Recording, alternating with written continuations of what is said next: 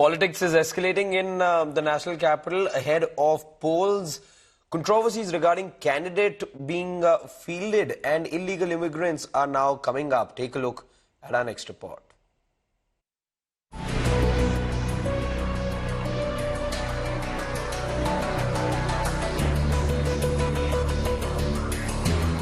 As Delhi gets poll ready, the deadly 2020 riots are casting a shadow on the campaign. As BJP named veteran face Kapil Mishra as its Karawal Nagar candidate, the AIMIM hit out, recalling his provocative speech during communal clashes and calling him right mastermind. मैं समझता हूं कि दिल्ली दंगों का असली mastermind तो कपिल मिश्रा है और ताहिर हुसैन को मीडिया ने और सिस्टम के बायसनेस ने एक उसका फायदा उठाया। जो दंगे के असली मास्टरमाइंड थे वो खुलेआम घूम रहा है और जो दंगे के पीड़ित थे उसको मास्टरमाइंड बता करके यहां से जेलों में डाल दिया गया। AIMIM has itself fielded two riot-accused candidates in the Delhi polls. Kapil Mishra slammed AIMIM for fielding riot-tainted Tahir Hussain from the Mustafabad and Shafaur Rahman from Okla.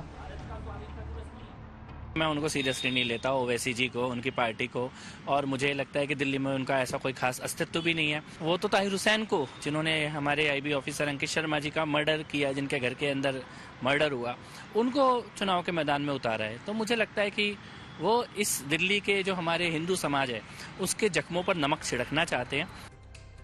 Delhi cops meanwhile mounted heat on AAP MLA Mohinder Goyal after his signature was found on forged voting documents carried by illegal Bangladeshi intruders.